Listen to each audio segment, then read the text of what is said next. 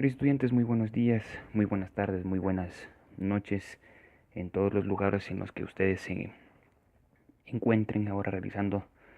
todas sus actividades académicas. Simplemente nuevamente volverles a saludar, esperar que vaya avanzando muy bien el estudio sobre todo y la revisión del material que le hemos estado subiendo a ELEVA, tanto en lo que corresponde para introducción a los de derecho para los que ya han ido avanzando y de la misma manera para los que ya han visto de una manera un poco más adecuada la parte de filosofía. Sin embargo, hoy quiero referirme un poco de unos temas puntuales que me parecen interesantes respecto de la primera parte, introducción al derecho, con dos temas puntuales que sobre todo nos exigen los organismos de educación superior que se abarquen dentro de la carrera de derecho y que a medida que he ido desarrollando algunas clases tanto a nivel presencial como a nivel a distancia, han generado ciertas dudas. En primer lugar, yo quiero referirme a las fuentes materiales y fuentes formales del derecho y en segundo lugar quiero elucubrar un poco sobre todo sobre la parte de interpretación jurídica. Quiero desarrollar un poco estos conceptos, ir planteando y jugar con ellos, hacer un diálogo entre ellos y al final dejar un par de incógnitas que tal vez realmente el material no llegue a sustentar, pero que pueden ser útiles sobre todo para que ustedes desarrollen un poco más su capacidad de síntesis respecto a la introducción del derecho. Eh, Quiero comenzar diciendo, las fuentes o el origen etimológico de fuente realmente no compete o no llega a cuadrar de una manera adecuada con lo que nosotros entendemos por fuente del derecho dentro de esta ciencia social. Y esto yo lo digo porque cuando se entiende como fuente, realmente lo primero que se nos viene por framing y por concepto jurídico es la cuestión de origen, lo cual no sucede dentro de las fuentes formales, porque su origen, más allá de ser un origen, evidencia un proceso. Entonces diremos por lo pronto que la diferencia básica que existe entre las fuentes materiales y las fuentes formales es una cuestión de concepción. Cuando hablamos de fuentes materiales, nosotros estamos hablando de un hecho, de un acto, de un fenómeno social, político, cultural, que puede llegar a producir sobre todo normativa jurídica, que puede ser generador de derechos. Pensemos nosotros en Matilde Hidalgo de Procel,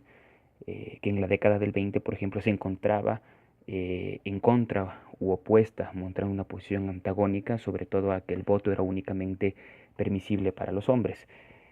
En el momento en que se generan las votaciones, un proceso legal, etcétera, ella, mediante una acción protesta, una acción revolucionaria, si lo queremos llamar una acción de objeción de conciencia que no estaba garantizada desde el punto de vista normativo, se enfrenta. Y este acto disruptivo, este acto subversivo es lo que genera, como acto como tal, sería generadores de derecho en el futuro, lo cual involucraría entonces una fuente material. Cuando pasamos a las fuentes formales del derecho, en cambio, nosotros tenemos que tomar en cuenta que la palabra formal involucra formalidad, es el proceso formal de la creación de derecho. Pensemos entonces nosotros en la producción de derecho, por ejemplo, en la producción eh, legislativa sobre todo, en cuyo caso es interesante, por ejemplo, conversar del primero y segundo debate que pasan en la Asamblea Nacional para que se genere la promulgación de una ley. Ahora lo interesante aquí es, por ejemplo, que en el mismo caso que yo estoy planteando, este hecho disruptivo de Matilde creó una fuente formal, una fuente material del derecho, llega en el momento de reconocer esta fuente material, en el momento en que se garantiza, por ejemplo, ese voto, a constituirse en una fuente formal del derecho. Y si queremos ser mucho más dialécticos, que es lo que he estado locurando decir, si vemos una contraposición filosófica ya de tesis, antítesis y síntesis, este círculo virtuoso, no vicioso de creación del derecho se puede generar entre fuente formal y fuente material del derecho, que me parece muy interesante. Porque una ley que ha pasado por un proceso formal, una fuente formal del derecho, que elucubra o que no genera una respuesta positiva por parte de la ciudadanía, puede ser contraproducente y en cuyo caso generar nuevos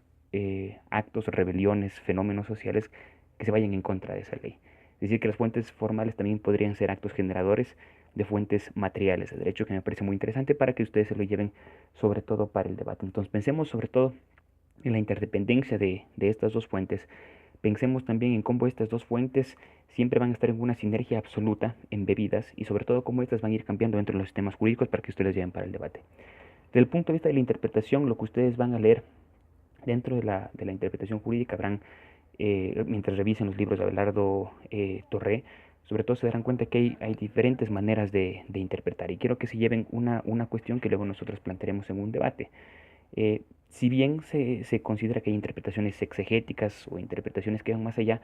hasta dónde la verdadera interpretación extensiva y no la estricta permite el dinamismo del derecho, ¿sí? ¿Hasta dónde? Si no, el derecho se vuelve estático. Esta es una de las últimas interrogantes que quiero que se lleven. Un abrazo.